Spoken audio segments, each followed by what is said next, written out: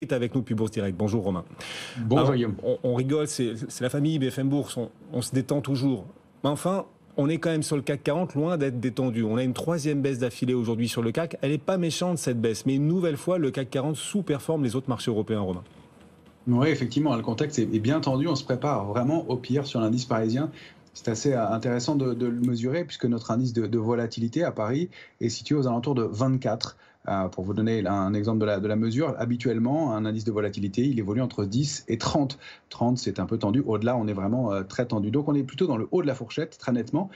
Dans le même temps, eh bien, la volatilité sur l'indice S&P 500, l'indice large américain, est à 12,5. Donc, vous voyez qu'on n'est pas du tout dans le même contexte. Il y a vraiment deux salles, deux ambiances. Les choses communes qu'on peut trouver aux deux indices, c'est l'absence d'intérêt du côté des marchés dérivés.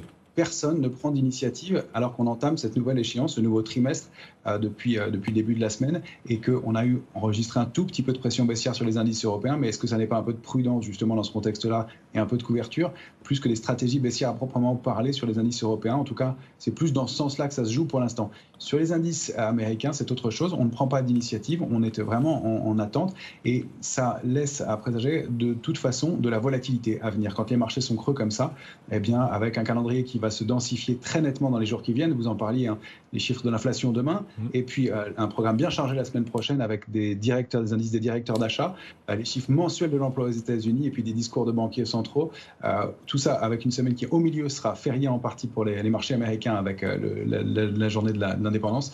On va avoir pas mal de volatilité à venir, à mon avis, dans les jours qui viennent, et de quoi reconstruire pour l'instant. Donc une grande prudence sur l'indice parisien qui reste dans son range, 7507, 7791, qui n'en sort pas et ne touche pas les bornes d'ailleurs d'un côté comme de l'autre, c'est dire comme les initiatives sont faibles. Mais vous dites le marché se prépare au pire, oui peut-être, mais il va falloir nous l'expliquer davantage ça Romain. On est à 3 jours de ces législatives, bon l'écart de taux entre la France et l'Allemagne s'amplifie à peine, on est à 74 points d'écart de taux, il n'y a pas d'incendie sur l'écart de taux. Qu'est-ce qui vous amène à penser que le marché stresse malgré tout de plus en plus ?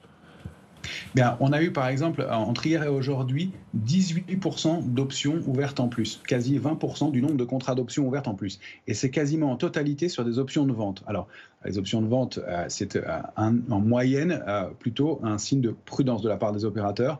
Et on a donc une volatilité qui se tend et qui monte à 24. 24, c'est quand même bien au-dessus de la moyenne des dernières semaines ou des derniers mois.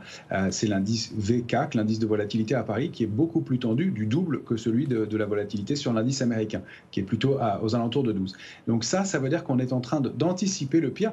Alors, c'est une bonne nouvelle, entre guillemets, puisque en général, quand on anticipe le pire, quand tous les opérateurs sont d'accord et sont prudents, le pire est évité. Ça, c'est ce qui peut se passer généralement. Reste que dans le contexte là, il y a des raisons de se poser des questions, puisqu'il y a des choses qui ne sont pas mesurables, et le côté électoral, en tout cas pour le second tour, sera très, très, très difficile à anticiper, même si, à notre sens, le premier tour a déjà été en grande partie pricé. Les résultats du second tour vont être beaucoup plus difficiles à anticiper.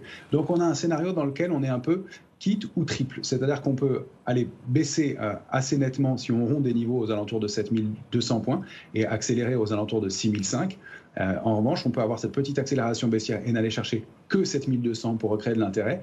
Si en revanche, on a un ouf de soulagement pour une raison ou une autre, dans ce contexte où on est très tendu, eh bien, on pourrait rebondir et neutraliser la tendance. Mais compte tenu de ce contexte lourd, ça pourrait durer assez longtemps, cette absence de tendance. Donc, on a plus un contexte de risque fort avec un intérêt et un possible soulagement modéré. Et donc, dans ce contexte-là, les opérateurs sont tous très, très prudents, très en retrait et très couverts. Asymétrie sur les réactions à attendre à l'issue du résultat des législatives. À 3 jours des législatives et du premier tour, Emmanuel Le Chypre d'ailleurs viendra mettre les pieds dans le plat dans quelques minutes. Il a regardé les principaux programmes et il va nous dire si un pays peut à la fois être plus social et mieux gérer, être davantage social et mieux gérer les finances publiques. Est-il possible? La réponse d'Emmanuel, ce sera dans le bullshitomètre dans quelques instants. D'abord quand même, et Romain, juste pour apporter un peu d'air frais à nos auditeurs et téléspectateurs, malgré tout, dans cette ambiance un petit peu suffocante autour du marché parisien, il y a une valeur qui se distingue. Et Jean-Louis nous en parlait il y a un instant. Kering en tête du CAC, c'est pas tous les jours, plus 4,5% après un relèvement d'opinion.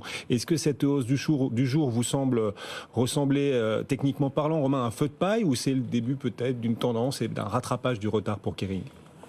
Alors, il y a quelque chose, encore une fois, sur Kering, on avait déjà assisté à des rebonds assez importants, mais ça reste des petites figures de retournement haussière. Donc la première cible légitime, elle est située aux alentours de 366, 377. Ce sont les premiers niveaux qu'on peut aller chercher dans ce mouvement de rebond, mais Kering a bien débordé une oblique baissière sous laquelle elle évolue depuis plusieurs semaines maintenant. Donc on n'a pas un signal très fort, très marqué, mais on ouvre avec un gap haussier dans un marché qui baisse et avec des volumes qui sont un petit peu supérieur à la moyenne. On n'a pas un mouvement très fort qui se met en place, mais dans un contexte d'attentisme, c'est un signal qui est plutôt pas mal. Donc quelque chose de spéculatif, mais peut-être à un niveau d'accumulation pour le moyen long terme sur un titre qui est très très en retard encore une fois et qui préserve son niveau de 306,47. Sous ce niveau en clôture, on invaliderait vraiment le mouvement. Merci Romain. Romain Daubry, on vous appellera à nouveau la clôture des marchés tout à l'heure à 17h35 depuis Bourse Direct.